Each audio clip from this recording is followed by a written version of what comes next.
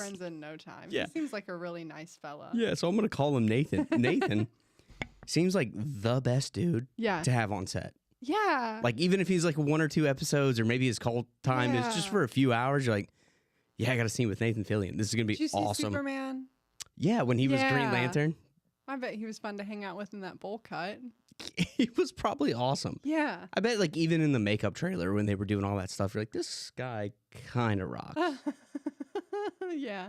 Come on, no. Leave me blurry. We've had we've had technical issues. I like it that way. For like 3 weeks straight. So we're getting rid of those. It looks like you're looking at me through a window.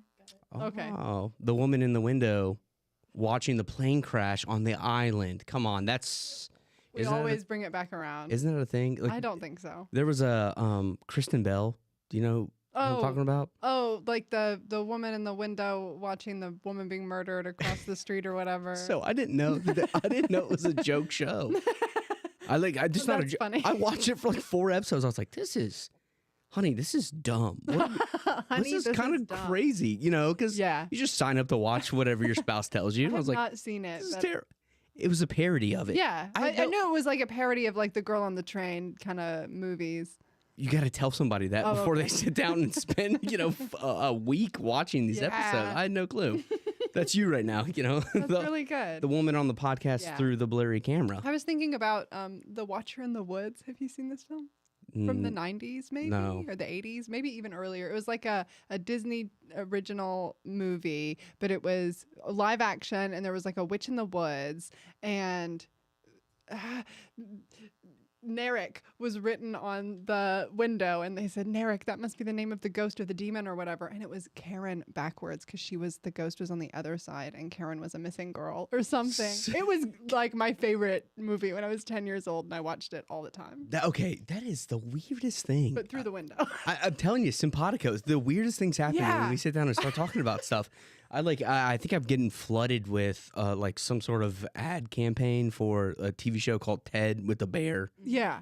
And the movies were like, it's not really my thing. Yeah. No. I'm not really into it. I watched the first one, whatever. I saw the first one. I didn't see anything else. I started watching the TV show. Was it good? Fucking incredible. Like, can I say something? It was the weirdest thing. I loved it. I have like binge watched it. Yeah, really? Yeah, and there's their cousin or something like lives with them. Yeah. And they were like, rent us an adult movie. They were trying to get a porno. Yeah. So she rents them an adult movie, and it's like a scary movie, and it's Watcher in the Woods. It's Watcher in the Woods? And they were like, you know what? This is a Disney movie. This doesn't scare us. And they there's this whole thing. And then, That's crazy. They cut to like 5 minutes later, and they're both like terrified. Like, I'm never looking in a mirror again. And it was Watcher in the Woods. I was 10 years old. I haven't seen it since. But never heard of that movie until this week, and then you bring it up now. My grandmother had it on VHS. It's a Disney. I would watch it at her house. Yeah. Right. Yeah.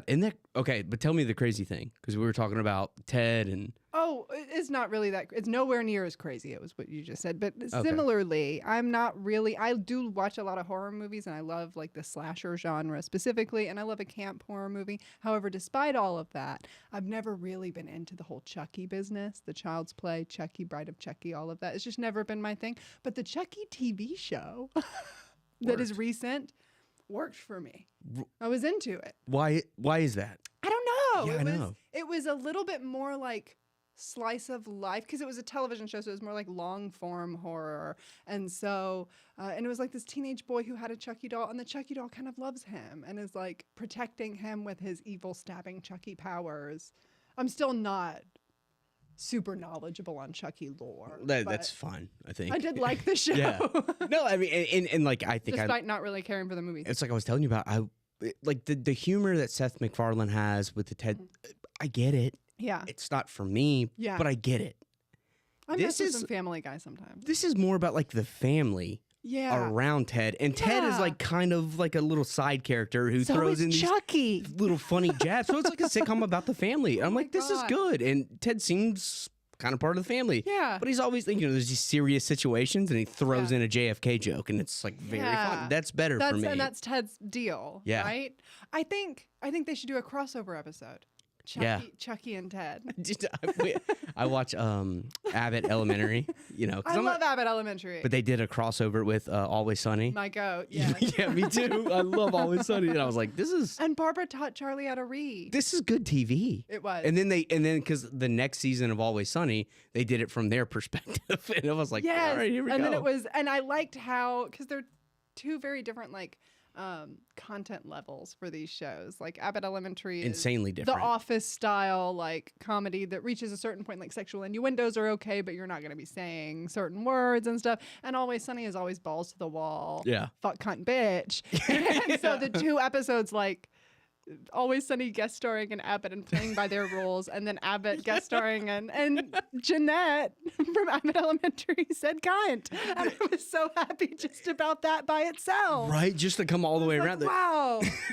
There's a network TV. Beautiful. And then there's there's FX. FXXXX or whatever. Yeah, you know, whatever they're it was on like, these days. They're like, you know what? Season 37. We have a lot of really good ideas. We're going to throw like 3 X's on the end of FX. We have a comment from longtime listener Jack Honey who says they're going to connect this back to Lost any minute now. Maybe not. This This could be a special episode. There's actually related to one of the 4 television programs that we just discussed. There is an upcoming guest spot on Lost from one of the primary actors from one of those shows before he was famous. Ooh, the ones that I just mentioned? One of the 4 that we just talked about. Ted, Chucky, Sunny, Abbott Elementary. One of his like a little small moment in Lost coming up within the season. I can't remember exactly. I'm going Always Sunny. That's my guess. Your guess? That's my guess. Who? My goat, Paul Walter Hauser. What? Paul Walter Hauser. From Sunny? Yeah, he was in like 1 episode. Oh no, this is a primary Sunny character. Oh, never mind. Oh, never mind. Like from I, Tonya? No. He was Who in is the Paul Walter? No. Close. He was in the Coupon movie with Kristen Bell. Yes, and I, Tonya. He was in I, Tonya. Yeah, I don't remember that one, but yeah, that's who I was gonna guess. He's in like my favorite episode. Is he? Yeah, he was in Always Sunny. I don't remember that, but I'm a couple seasons behind. Truthfully. All right. Then I won't guess because you won't guess if it's one of the main people. There's several of them. Always Sunny. Danny DeVito, Danny DeVito guest started on Lost before he was famous somehow. I want to go, okay. 1950s or whatever. Can I go, okay, just like on the Ben Linus train of thought? Yeah. I'm going to go McPoyle or whatever his name is. Yeah. Jimmy Simpson from Westworld. Yeah. Yeah. That's who I'm picking. Yeah. I love him. That's my Lost. He's so funny. He's going to show up. Yeah, probably. No, I think like if we want to come full circle and like why we were talking about this, there is like a big difference in TV show to movie versus movie to TV show because you can flesh out the characters so much more, and then you can kind of introduce circumstances and people around them, and it gives them more context. So I think it works a little bit better to go from movie to TV show. Yeah, think about James Gunn's Peacemaker from the Suicide Squad movie that he made. Great. Horrible character in the movie. Yeah, but then you watch the show and you get to know why he's like that. And John Cena. Yeah. Handsome. And John Cena. Right. But then you get to learn about his dad, like why he did it, you know. And his dad, who was in Lost. Oh, that's right. Robert Patrick, who used to work with Sawyer or something. Look at us. We're so good at this. We really are. We can make anything about Lost. I did the Peaky Blinders movie this weekend. Really? I never watched any of that show. What's his name? Barry Keoghan? Yeah. It's just like a pass for me. Really? I don't know why. I've only seen him in Saltburn, which I thought was fine. I did not like it as well as The Masses. The Masses. And I've seen him in The Killing of a Sacred Deer, the Yorgos Lanthimos. Oh, that movie was which wild. I love. Again, that's a Colin Farrell movie. Yeah, we love him. My favorite movie of his is with Colin Farrell, Banshees of Inisherin. Yeah. He's in that movie. Yeah. Colin Farrell. Yeah. Okay. Sorry. We're picking out the wrong Irish people. We're supposed to be talking about Kate. Sorry. Yeah, we're talking about Kate. We're talking about Nathan Fillion. We're talking about Alex Russo, probably. Thank you for joining us. Yeah. Do you want to hit it?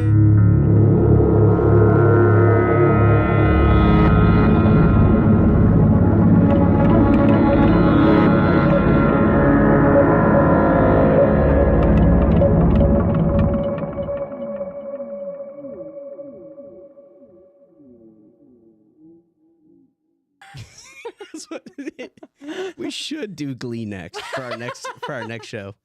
Oh Lord, I would have things to say. All right, sure. Where are we flying to? Yeah, we're flying to wherever. Where was Kate? Miami-Dade. Miami-Dade. Yeah, I saw that. Yeah, that's where we're going. Get in the plane, everybody. Come on, orderly, and we'll take off.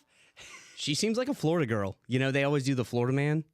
Kate? Yeah, it seems like she would like the Florida man, or the idea of the Florida Iowa. man. Yeah, but she was in Florida, Miami. She's kicking acting it. up. We have some serious Kate shit to talk about, specifically with you, but we'll get to it. This episode, season 3, episode 6, is I Do, which is a Kate-centric episode. In flashbacks, we follow her in her marriage to Nathan Fillion's Kevin, who is a cop. He was playing the Rookie before he was on the Rookie, and... I like that. I've never seen that show, but I like that song about the hot cops from The Rookie. Did you have that queued up, or that just came to you? No, I've never seen it, but I that song was in my Spotify listening, like top 100 this year. It's pretty good. Got a baton in your pocket, or you just happy to see? Okay. Anyway. Yeah, he's a cop. He's married to Kate, who is going by Monica. His mom is so nice to her. She's been accepted into the fold. She's like trying to live a normal life. She is calling the marshal on the phone, like, let me live a normal life. Just stop chasing me. And he's like, no. And then she eventually gets too caught up in her guilt and tells Kevin the truth, drugs him, and makes her escape. On the island, meanwhile, Jack is still being pressured by everybody to do Ben's spinal surgery, to the point where and Danny Pickett is still so upset about his dead wife, Fair. They drag Kate to Jack and make her beg him to operate on Ben by saying they're going to kill Sawyer if you don't. And we kind of end on uncertain terms with Danny Pickett, and he's got the walkie-talkie and he's giving it to Kate, and Jack is kind of holding Ben's spine hostage in the operating room, and he's and all that. And meanwhile, Locke, Desmond, and Nikki and Paolo bury Echo. And that's what you missed on Glee. Yeah. That was good. That was concise. That was really good. I've never done it that simply. Glee was a mess. Glee also, Quest? I was pissed for I've done it a few times. This was one of the biggest no, you can't end that way. Yeah. I'm going to hit next moments. I was like, no, we're not doing that. I got to be able to hit next, Not this time. No. I mean, I put myself in the shoes of people who had watched this live and thought dude, this is garbage. This is kind of why I imagine that the fandom has lived on for this long, and why there were people talking about it in community threads and all this different stuff, because what are you supposed to do for a week with that? That's so tough just to end this is all I'm going to think about all week. Yeah. What's going to happen? Ben's not dying. Maybe. Ben ain't dying. Who could say? Sawyer ain't dying either. Who could say? No. Who could say? No. I'm getting yelled at by our listeners for spoiling too much. I can't. What'd you spoil? I don't know. Yeah, I don't know either. The funny thing is, I don't really know. You just tell me what the next episode is about, and that's a spoiler. Yeah. Yeah. You know how people are. Where do you want to start with Glee today? I mean, there's so many notes I have. We can talk about Kate. We can talk about Alex. We can talk about the Marshal. You kind of had. Yeah. Yeah. I mean, you love him. Yeah. I paused. I watched that 5 times. It was amazing. I was really happy to see them. They're flirting, kind of. Yeah. I mean, look, you can say, people can say that I'm crazy, that Kate and the Marshal are in love. She's called him from basically every city she's been in. She be reaching out to him. She's reaching out, yeah. Yeah. I mean, is she thinking about him because he's chasing her to put her in jail for the rest of her life? Maybe. We don't know. Or maybe she's thinking about him carnally. Maybe. Maybe she's calling him because she's married to the wrong guy. Wow. We don't know for sure. We don't know for sure. That's all I'm saying.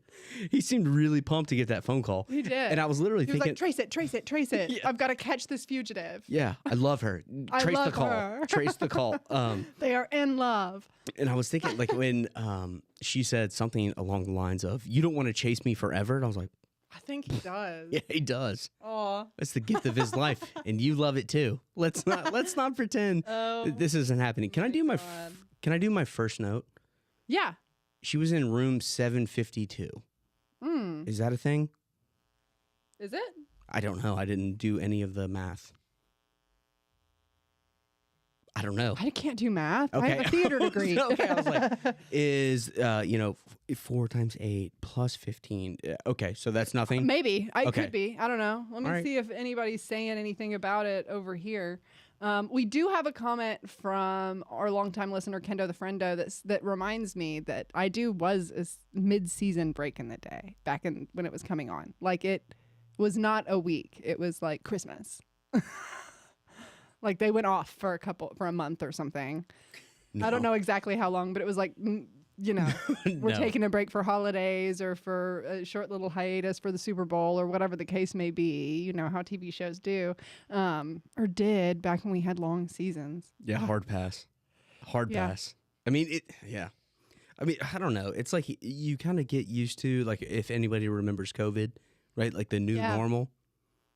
The new normal for me, it brings up some bad feelings. For me, it's I have to watch these episodes and then not watch for a week. Yeah. Even though everything is readily available for me. The new normal is like I just have to be miserable and wait till next week. You have to wait. The next one's so good. And then the one after that is so good.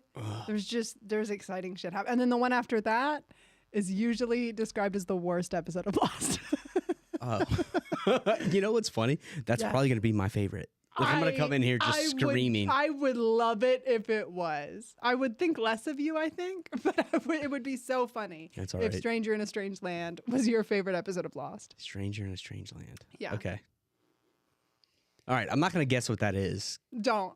Okay. All right. That's you fine. Won't. Can we start anywhere but Kate? Because I have like all Kate thoughts. Yeah. So what the hell was Alex doing? We can start there. Oh. There's a couple of interesting things we could discuss there with Alex Rousseau. She was trying to save them because they killed her boyfriend, Carl, with a K. Wow. Yeah. Look at you. Yeah. Maybe. Who can say? Come on, that's pretty good. I was trying to think like who else in the others has like been. I knew Carl with a K was something early. So that would make sense. And he's the youngest looking guy we've seen. Yeah, he's definitely the youngest looking. He did something wrong. He scorned the others. And so she was definitely fighting back for Carl with a K. Maybe so. I thought when she first started saying, "What did you do to him?" I had like a bunch of notes I was like trying to scratch out real quick. I thought she was talking about Walt. And I thought she was like talking about Aaron. You know, she was talking about him because she's already asked about Walt. Yeah. And then she was asking about Aaron. Yeah. And she seems very interested in them. And then she said the boyfriend thing. Mm-hmm. So she's worried about her boyfriend. Carl. And she's worried that your boyfriend's going to get killed too. Maybe. Yeah. I also noticed this time. Juliet lied to Ben about Alex. Kind of, right? Yeah. Because when she was doing all of that, she was like, "Take me to Ben. I need to talk to Ben right now." And then right before Ben gets surgeried, he's like, "Did Alex ask about me?" And Juliet says, "No." Okay, it was hard for me to tell in that moment. But I don't know if that's really what they meant. Like, I didn't really know what they did with her. Yeah. So I was like, It seemed like they gave that moment. Maybe further than that. Something like they gave that. It didn't seem like purposeful, really, it didn't seem by the television show. But it didn't seem above board at the same time. Like, it did seem like she was withholding, but I wasn't really sure. I was like, maybe they did take her home. I don't know how important she is to them. Like, I don't know. Clearly, Ben is asking about her, like, as he's getting ready to go under. Yeah. So, I don't know. I guess we'll find out. I like how Locke was like, to switch gears again, Locke last episode was like, "I think everyone should know everything. I don't run things like Jack." And then Echo dies and he's like, "I think we should bury him right here and not tell anyone maybe for a little while." Yeah. And then we're going to go back to the island. So he's like, "We're not going back to the island." oh no, we're gonna make a detour. Yeah. So yeah, we're gonna get back to camp probably, but we're looking for that stick. Yeah. I can just tell him. Right. Yeah. It's lost. Everything's got to be a freaking mystery. Like goes back to like, you know, he does want to be above board. Everyone's adults; they can do what they want. But if you listen last week, like maybe this guy's withholding too much. I'm gonna try to, as I was listening back, I really want to try to soften my Locke stance. Wow, that's beautiful to me as a Locke lover. I know. You know, I care about you and I care about the listeners. I feel like he's an important person. I don't want to come off as always judging everything he does. That's good. That's exciting for me. Do you want to talk about, can I, on that note, give a couple flowers to Jack Shepherd? Yeah, as many as you can. He was kind of ice cold this episode. So good. Kind of badass. Kind of based and slay. When he's talking to Ben and he's like, "Nah, you've got about a week before this gets bad, so this is the right time, you know, it's perfect timing, blah, blah, blah." And Ben's like, "Oh, well, yay, you're going to do my surgery." And he says, "No." Look, I have the quote written down. He says, "I didn't say I was going to do it. I just wanted you to understand how you're going to die." Ice cold. Ice cold. I thought that was awesome. It's so good. And then he kind of followed it up with, oh gosh, I wrote it down. Oh,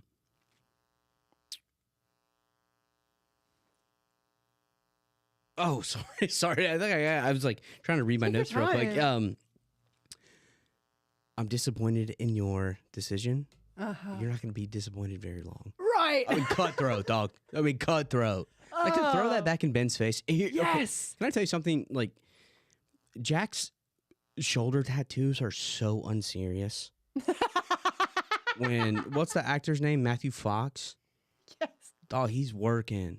Like, dog, he's working. He's doing so good. He is. Like, he is, like, his line delivery, like, his emotion. He's really good in this role. And he didn't do too much just for the sake of doing too much, if that makes any sense. Like, he didn't scream just because, like, oh, hey, this will be more impactful if you screamed. He was, like, good. He was nuanced.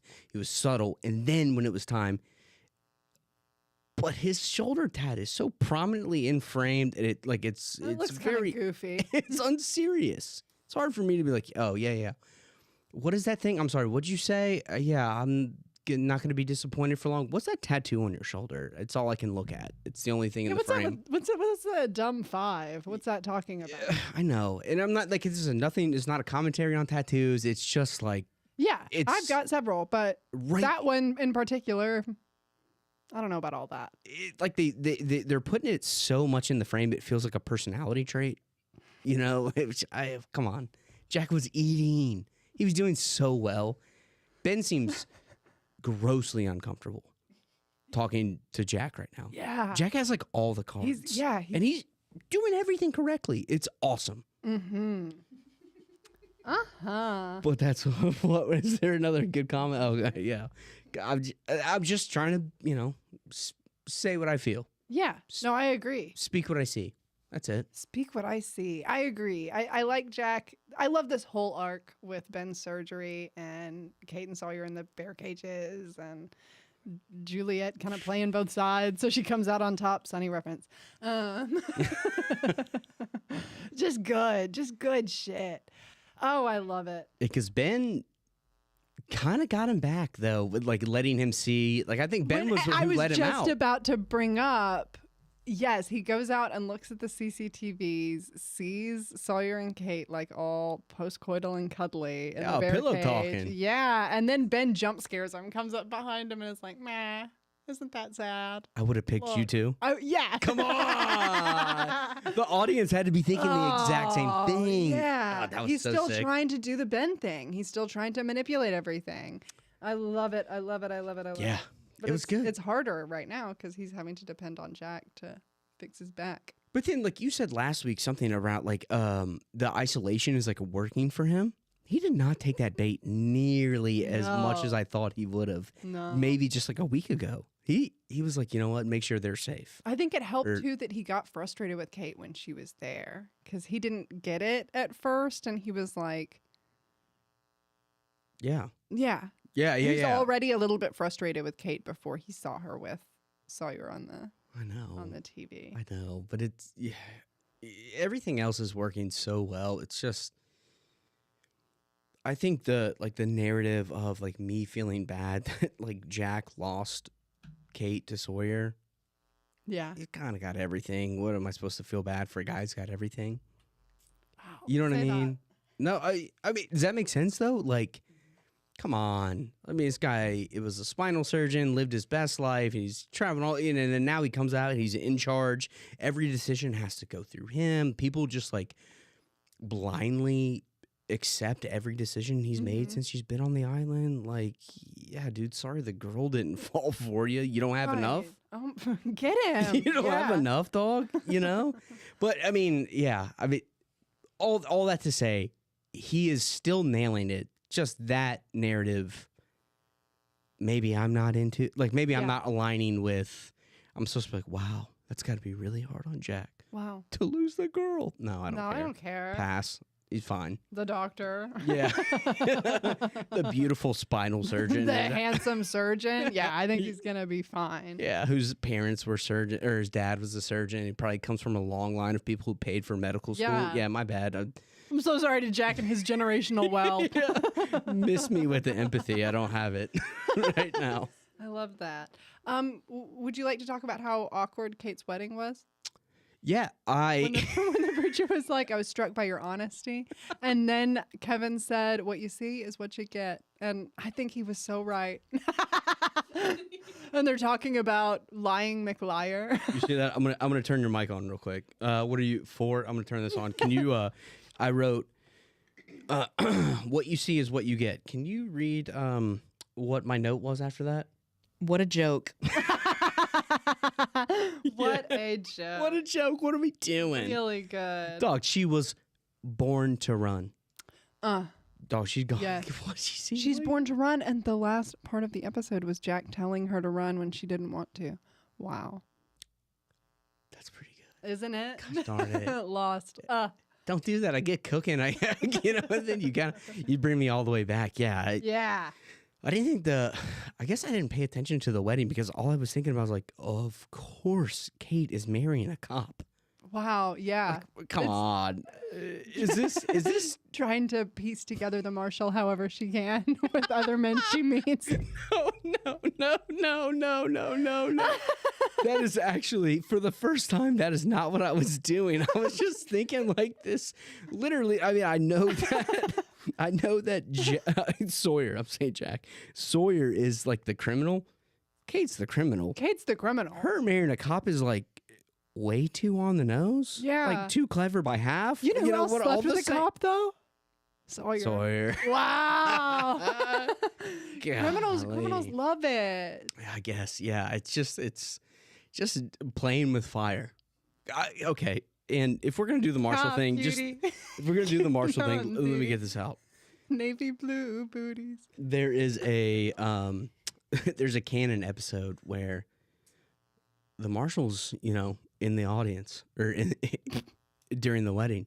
Oh, and he stands up and protests. That's kind of what I was thinking during the episode. I was like, he's definitely in there. Like, I object. That lady is not Monica. She's a fugitive, and I love her. That's kind of what I was thinking. Yeah. I mean, she was married 2 seconds and she called him on the phone. I mean, okay. Just saying the evidence. That's true. The evidence is adding up. She ran out of that supermarket in the rain to get to the phone booth to set her little timer for how long she could talk to the Marshal. Dude. I'm seeing things through your eyes now. Look, the evidence is adding up. It's not really even evidence, right? They're just facts. She's calling this guy the second she gets. Do you want to, now that we're talking about her running, they had to put her in the rain. She's getting soaking wet from the rain. Always. Twice this episode? Yeah. If there's one thing they're going to do, they're going to rain on Kate. Yeah. They're going to get her shirt wet. And I can't get behind that just, as a woman, but... It's insane. I see why. They do it with the supermarket, and then they do it again. But the when they do it again, I'm kind of into it. Not for when it was but like when it's angsty, they're in the rain. Danny's got a gun to Sawyer's head. She's like, "Please, I'll do anything." Yeah, I'm kind of into that. Yeah, I'm into the rain for drama purposes. Yeah, in an extreme way. Yeah, I'm sorry, I didn't mean to interrupt you. I just like the rain in that scenario. Rain has like a special way of raising stakes or setting mood, maybe wiping the slate clean. It made sense when they were like in the cages why they would do it. Yeah, just the fact that she had to run through the rain to be soaking wet in the phone booth to call the love of her life doesn't make any sense to me. Just got to get her wet. Love of her life. Yeah. Come on. I know. Come on. I know. And, you know, another thing that I think I have beef with, like, okay, Evangeline Lilly did so much heavy lifting during this episode. It was absurd. This is like one of the best acting performances I think that I've seen so far on the show. She really... They made her the love interest of 3 different men. Yeah, but it wasn't. I will bite back at this because it was more that I see it less as she was, for this episode specifically, not for the show as a whole. I see it less as she is the love interest to 3 different men and more as she has 3 love interests. Because she's very much the protagonist of this episode. And okay. everybody wants her. Okay. You can't fault a girl for that. No, you can't fault a girl for that. Okay. You can maybe fault her a little bit for showing up at the aquarium and being like, please, they're going to kill my other Pookie. You have to do the surgery. But I'd probably do the same thing. They're going to kill my friend. Yeah. Okay. You know? All right. That's good information. I was just thinking, like, I see what you mean, though. she's being too tied to all of this. Yeah. Like, her story is so much deeper than all of that. And especially when Jack walked in, like, again, nailed it. Mm-hmm. He seemed so genuinely happy to see her. And his love for her, like, really softened the start of that conversation. And they put her in there because they know that he is romantically attracted to her and that's going to work. And I was like, yeah, dog, Kate might tear down they were like patting the glass with their hands. I was like, Kate might tear down the whole system, regardless of men. She might just tear the whole thing down. Like, stop putting her around men. It's fine. That bitch. Yeah. I would never say that. She is though. Verbiage, but I agree. She is that person. She is that person. The plane tickets to Costa Rica. Oceanic. Come on. I was actually reading the book to my son yesterday. There's Atlantic Islands and Oceanic Islands. Do you all know this? Yeah. Oh, I just learned. Yeah, like Oceania. Sure. Like I don't where know. Australia is. I didn't retain a ton of what they were saying, but it's like Oceanic, buddy. Like Lost. This is why I'm not home on Mondays. Remember this. Okay. Oceanic, that's a word, and it means island It means things. Daddy's not here on Monday. Yeah, kind of. I will be home late. No papa on Monday. No papa on Monday. Well, he's 4 months old. He's not great at English yet, so it's fine. It's fine. He's a good kid. So cute. That picture you sent. Oh, he's a pup. Day. He's a pup. Oh my goodness. What else do I have here? It is tough to read a book to your son and not really know what the book is saying, though. That's not great. Yeah. You don't love that. Maybe you can read them first. Do your own like little learning. Yeah. And then read it to Trip. Yeah, but I'm grown, so I don't want to do that anymore. Can I say that I ended up feeling really bad for Danny Pickett this episode? Yeah, but I don't know if I'm your target audience. Yeah. I mean, I get what he's doing. Like, yeah, he's making poor choices for sure. But the bit where he was like, I want you to watch. Why is he so mad at Sawyer? Is Sawyer just like the person? I don't know. It's like the easiest target for him that is affiliated with the group that killed his wife, I think, probably. Okay. And he's more comfortable killing a man than a woman, would be my instinct. No, all of that makes sense to me, but like Sawyer's not really putting up a fight. At some point, is he just going to get tired? It's just like, I'm just got to execute this guy, and that's not going to bring your wife back, kid. And he really had nothing to do with it, But I do understand. Yeah, I mean, Kenny Pickett's like 100% right.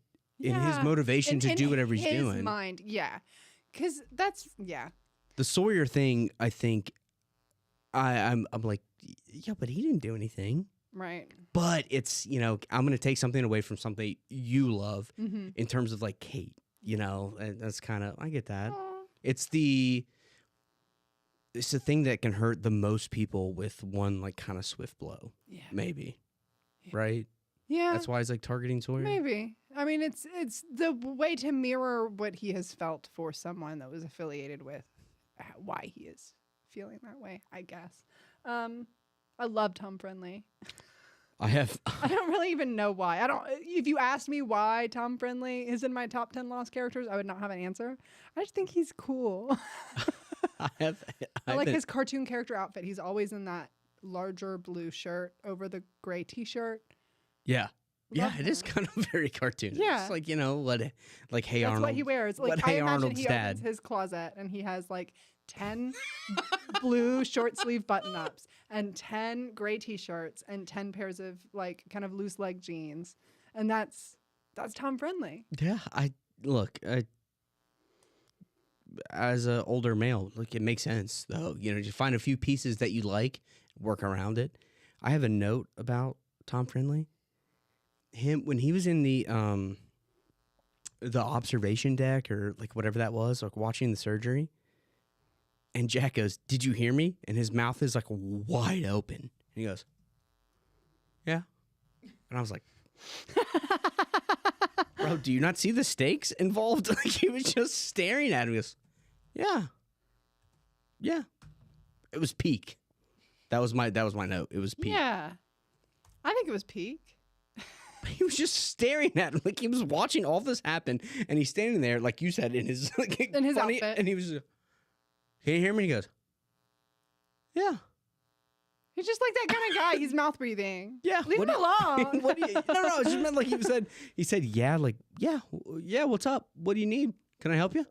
I was like, "Dude, Ben's dying on the table. This is that's your buddy, right?" This is a very heavy conversation coming." He's like, "Yeah." "Yeah, I can hear you, man. Can you hear me?" And I was like, "No, Tom, this is the big thing that's happening right now, dude." Brian Murphy says that was an incredible Tom impression. It's not, but I appreciate that. I think it was good. Yeah. And he says he always is mouth wide open. He kind of is. Okay. In his defense, he might be allergic to something on the island. His nose is stopped up. You don't know his journey. I don't know how much how much information he's privy to either. Like if he is just kind of like a henchman for Juliet and Ben, we don't know much about the power structure or how all of that operates. He's probably looking around and like finding out all of this in real time. And he's like, a lot of what's been happening the last like week and a half is very mouth open. Like, oh, so you're just going to pull Sawyer out and make him like, work with rocks and pick up, like, what are we doing? Like, very confused. It's all mouth open information that he's probably been getting. So it's like not super on him. I'm trying to think of what we know about like what Tom does. Do you remember in Star Wars when Padme Amidala has like a double and she gets shot and killed and it's Keira Knightley? I thought it was Rose Byrne. No, her assistant was Rose Byrne. Maybe. Sorry, go ahead. And it might not be Keira Knightley. It might be Rose Byrne. I don't know. But like she has like a little double. Who stays back at Senate. Yeah. Tom was kind of doing that. In the beginning when we first met him, he was kind of like positioning himself as the leader of the others with that fake beard. Yeah. Which I still, why did he? It's fine. I get that they wanted to seem like, I don't know, like more primitive. Oh, we've been doing this. I'm sorry to bring up the fake beard again. It's just funny. We've been doing this over a year. Yeah. Yeah. The fake beards, the wigs. Speaking of, it's just everybody's Kate's hair. Kate's hair, big. I don't even know if it was a wig so much as it might have been a bump it. Do you remember bump it? Is that like the thing you put here and then you pull your hair over? A little clip kind of shaped like this, and you put it in your hair, and then you can put your hair over it, and it'll look more voluminous. It's like when you have like a lady with bangs, and then like her hair is like this. Oh, yeah. I mean, I know of it. I think it seems like she was either bumpeted to the heavens with several involved, or some sort of bad wig or extension scenario. You're not gonna like this. I really thought it was good. I thought it painted a really good picture of Kate plain housewife. Yes, I And see what you mean. I was like, never, ever going to believe that was the thing. But her hairstyle, her outfit with all the very apron. different from how she normally is. She was trying. Yeah. She was trying to be housewife. And like you just kind of knew deep down it was never going to work. But the hairstyle kind of like put me in a place where I almost could believe that she was trying to stay put, stay where she was at. But she got to find her way back to the Marshal. Yeah. She's never going to stay put. She needs to find him. She has to find him. That's very true. I've got a couple of quotes that I'd like to mention to see what you are thinking about them. Is that okay? Yes. Yay! If I can find them. I was stalling. To find them? Yeah. You know me. Whatever happens, everything will be very different now, won't it? Ben says that on the table right before Jack cuts him. Yeah. Yeah, I mean... Do you think? Are you asking like my thoughts on that? Yeah, I think. I don't. It's obvious. It makes sense. Like, if it goes poorly, everything's definitely going to be different, right? If it goes well, it's going to be extremely different. Because how do they interact with Jack? Is Jack all of a sudden invited into the fold? Does he get to bring a few people with him? Like everything, no matter what happens, will change the dynamic between the others and the full frontals. Like nothing will be the same after this. I mean, I guess that makes sense. I was so confused on Ben's like willingness to go under the knife. He said, "I'm ready." Yeah. I guess he's tired. I don't know. Trusting. I mean, he's screwed otherwise, right? That's what Jack says. Yeah. Do we know if Jack's... That's true. You know... But Juliet seems to also maybe not be a spinal surgeon, but be some sort of doctor who... Yeah, at this point, like, it's much better. It's much easier to just, like, agree that, like, yeah, this is bad. It needs to be done now. Yeah. You know? Yeah. The other one. Okay. Lift up your eyes and look north. Nothing. I wrote that down. Yeah. Nothing. I have no earthly idea what that could be. It's from Genesis. Okay. I looked it up just now, is why.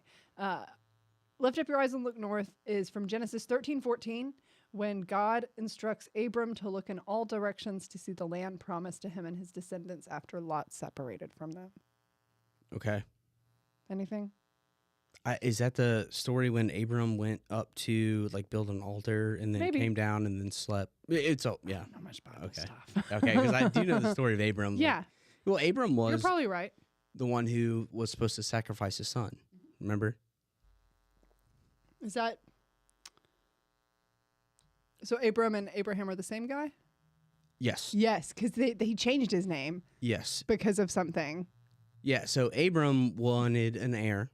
Yeah. And got impatient with God and actually slept with his like servant and had a son out of wedlock and like basically didn't trust God's timing, which I would imagine in this scenario probably means trusting the island's timing. Yeah. And so like to prove his worthiness, he ended up having a son of his own and had to sacrifice. So he took him all the way up to the Isaac altar. in the mountain. I know. I was in a nativity play one time that included that. I played the devil in the nativity play. But they did the actual like taking Isaac up the mountain to sacrifice him bit. So I know that part, but I didn't know any of the rest of it. Thank you. Yeah, so I'm just like maybe because all Locke talks about is like sacrifices for the island. Like, you know, the island meant for you to die. Like what is he supposed to go to Mount Sinai and the island is going to ask of the next sacrifice? Like, who's it going to be? Like, is the island going to say who is Locke's not son, but you know, his favorite person? Wow. That's who needs to go. Yeah. And they want to like test, like, are you going to do this? And if you do, then you know maybe the island rewards you. What's it? It says something like "Do not touch that lad," or something like that. Yeah.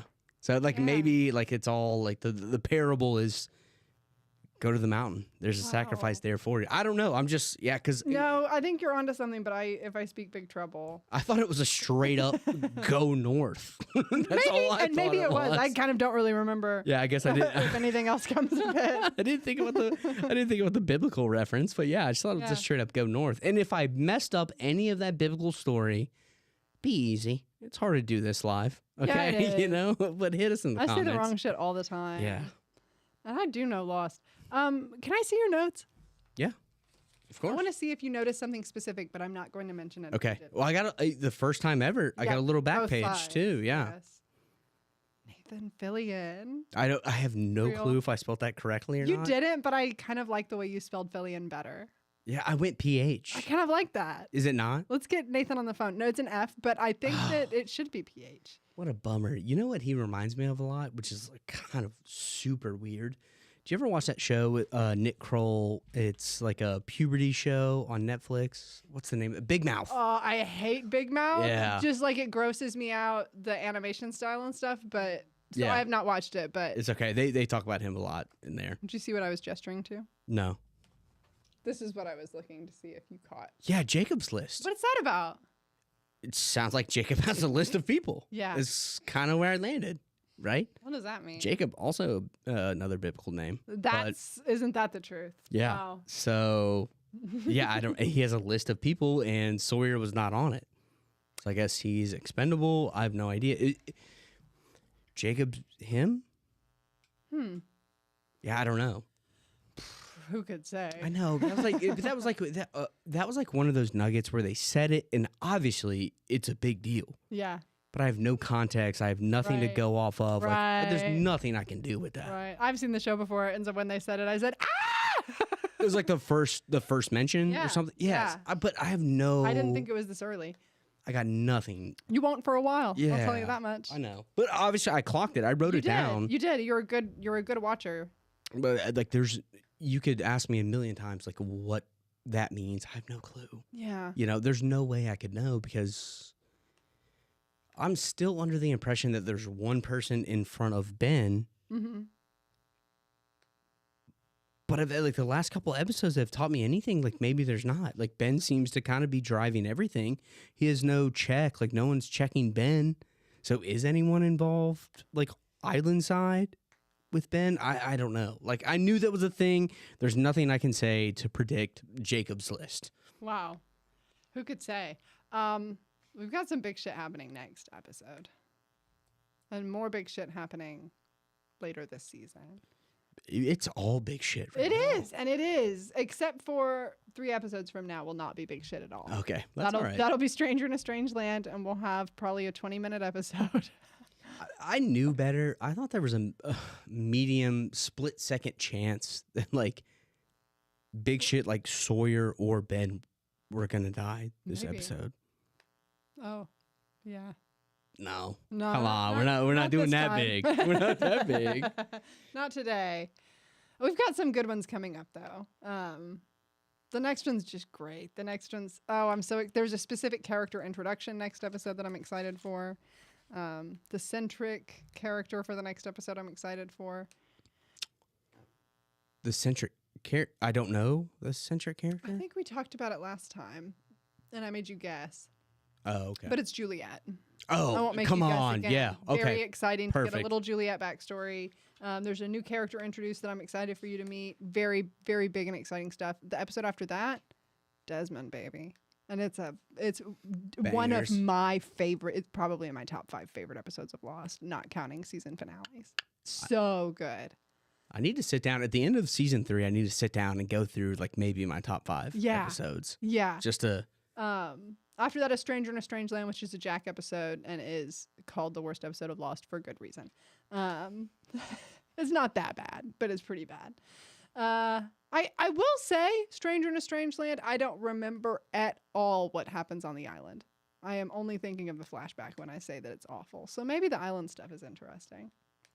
Okay. The one after that is a Hurley episode called Trisha Tanaka is Dead. And what I want you to think in your head for this one, this is Trisha Tanaka is Dead is the episode I'm talking about when I say that we've lost the art of a good filler episode.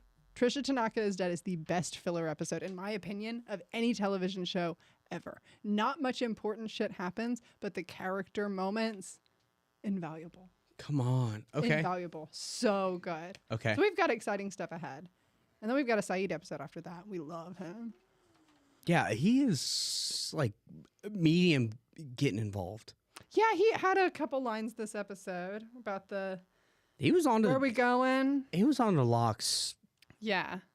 Nefariousness. I don't know if that's a word, but you Locke know. was like not wanting to talk to him about it. He was like, "You don't believe in the monster," and so it's like, "Well, I believe in what I can see. You've seen it though, so why don't you tell me about that? Don't make me pull teeth. Tell me what's going on."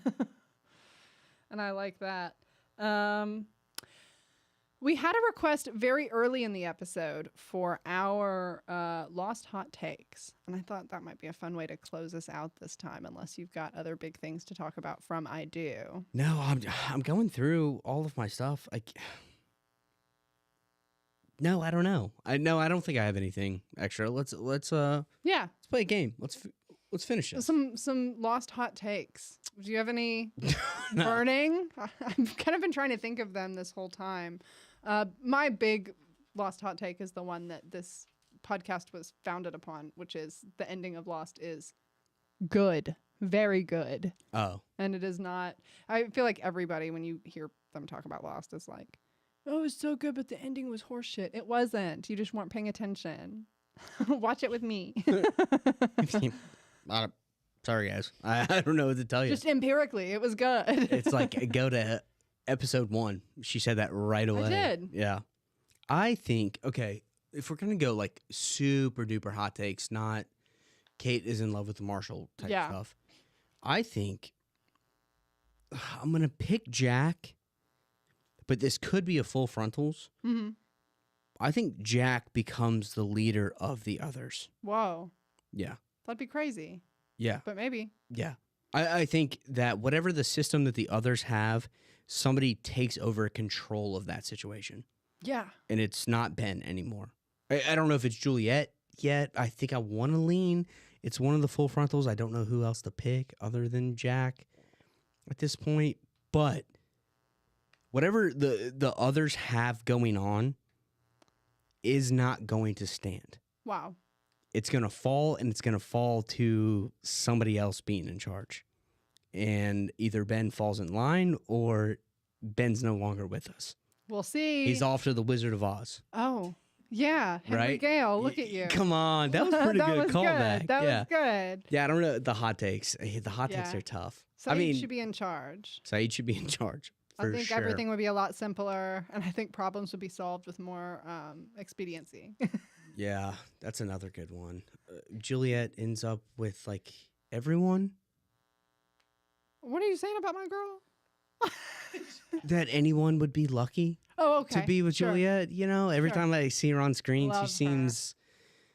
She just seems caring. She seems empathetic. Like, there's everything about her on this island seems different than everybody else on the island. And I'm like, you know what, Jack, just take a breath, man. You got a real peach right in front of you.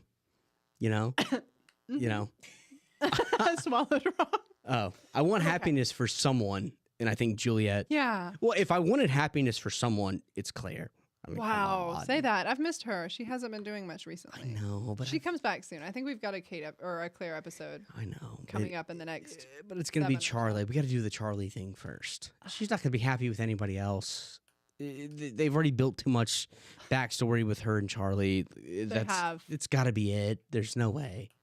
Either it doesn't work out with them, or it does work out. There's no way they can pivot season 3 to like another romantic interest for Claire, which is a bummer for Claire. I wanted more for her, but yeah. Yeah. We'll see. Love Juliet though. Oh, okay. All right. We'll go back to Juliet. I'm trying to think of other Russo is nice. Alex? Danielle, but Alex too. She's got problems. I was going to say, you, if you were 16 years all by your lonesome on Scary Hell Island. Alex or Danielle? I don't think Danielle's nice at all. No, but she is. Okay, if you say so. I don't think so. She's crazy and She'd be violent. She'd be trapping people in, trees. And she was also like petting Saeed and being tender with him. That's because she had been by herself. Right, I know. Let me defend my wife on our podcast. That's human behavior. We talked about that. We talked about that at length. It could have been Shrek. She'd have been like, I'm trying to think of hot beautiful. Yeah. Yeah. Yeah. But she just wanted to be held. Aw. Yeah. Speaking of, Kate just wanted a family. I liked how the focus was more on the necklace that her mother-in-law had given her than any kind of wedding ring. She really just wanted a place to belong. Yeah. Wow. Yeah, that was an awesome More scene. than like wanting to be in love, like wanted a place to belong. And then her Look at her now. And her saying something to Her island family. Mother-in-laws aren't supposed to be this nice. Mm-hmm. I couldn't tell in the bathroom with the pregnancy test if she wanted it or didn't want it. I think that was by design. I think a big part of it is she doesn't think that she could be a good mother with how her life has been. And she kind of does that when she argues with Nathan Fillion and leaves him right away, right after. And she's like, I was going to be a mother. Me, can you imagine? I don't do taco night, all that. I think a lot of that was relief. But I think part of it was also like, but what if this was real and this was something that I could keep with Nathan Fillion, the cop, and our theoretical baby? Like, what if I was leading a different life where I could choose to have this? And so I think it was a little bit of both. Yeah. And I think she has enough maternal characteristics about her that like would make her a good mother. I mean, she's very protective. She's very loyal. Yeah. She always puts the people in her life that she cares about first. She does. There's a lot of things, but look, dude, I've never met anyone. It's hard to be a mama from prison. I've met a single person who's like, you know what? I'm ready to be a parent right now. Yeah. It never works that way. Yeah. So it's like there's always a moment. I just couldn't tell in that one if she was like crying because she was relieved or I think most of it because was relief, but there was a little bit of, but if only the life this that could was have real. Yeah. And this was not like a lie that I had trapped myself in. You sign me up for that spinoff though. Oh, like a WandaVision, like her just her kind of Mr. and Mrs. Smithing with Nathan Fillion. Yeah, kind of. I mean, that'd be you sign me up for that show. Was cute, and I like that he didn't die. I couldn't remember if he died or not. When we were going into the episode, I was like, something happens. Either he dies. I was kind of confusing his stuff with her childhood friend Tom's stuff. Yeah, it's like either he dies like trying to help her, or she like just leaves him and makes him sad. But I liked him getting drugged. I didn't remember that happened. And then also sign me up for the episode where he wakes up and is like putting the pieces back together that she's gone. Yeah. Like that's an interesting episode. Right? Like he wakes up and then it's just like a whole episode of him going through the house and her stuff and being like, wait, time out. Rest of his life. He calling his mom to tell her that well, God, now I'm blanking. Monica left, and she was like him going to the police station, trying to find her in the records and figure like that's a cool episode. Yeah. Sign me up for that one. And she realized because she couldn't get a passport to go to Costa Rica. And then he ends up with Julie Bowen. Wait, I'm in. Right? OTP, Kevin and Sarah. Come on. Yeah. That's good stuff. That is good. That's meaty. Yeah. They both chase them to Australia to find them for some reason, and they meet in Australia. We have to write this fan fiction. That's pretty good. That is good. Right? That is good. And then they meet and they fall in love, like, reluctantly, trying to catch up with Kate and Jack, and whatever news the outside world has received about Oceanic Flight 815, they can kind of comfort each other. Here's the thing. They end up at like the same place like 3 times in a row, and they keep meeting. Wow, like, fate. We should just keep doing this together. Like, I think we're looking for the same. Yeah, they're going to the same places over and over. We'll just go together. Wow. You know what? Let's just go back home. Let's just go back home. I think they're gone. They don't love Florida us. and LA are would be a difficult long distance relationship, but I think they can make it work. What's Sarah do? No, She's meet. Like a teacher. She can move. Yeah, they go to like a cop can move. Right? Texas. They go to Dallas or New Orleans, somewhere in the middle. You know, because they both love warm weather. Maybe it seems like so. Meet somewhere in the middle. You know, they move. Where does the Rookie take place? Is Nathan Fillion married to Julie Bowen in this? Say yes. Say yes. I don't know who plays them. Yeah, I'm gonna say She said yes. Yeah, she said yes. So actually, The Rookie is a spinoff of Lost, where Kevin and Sarah fell in love. I'm choosing to believe that. I'm not good at Never canon watching an relationships, episode. but I feel pretty good about that one. That one, yeah, that one's real and that one's honest. I want that for Nathan and Julie. Aw, you're right. Yeah. All right, take us home. Yeah. That's probably enough. We're landing this plane in Florida with finesse as we go to comfort Nathan Fillion for his lost love, and then we'll let him hitch a ride over to LA so that he can meet up with Julie Bowen. Thank you so much for listening with us and watching with us as we talk about I Do, the 6th episode of season 3. Next Monday, we will be talking about the 7th episode, Not in Portland. We look forward to seeing you, and thank you so much for watching with us. All right, thank you. See ya.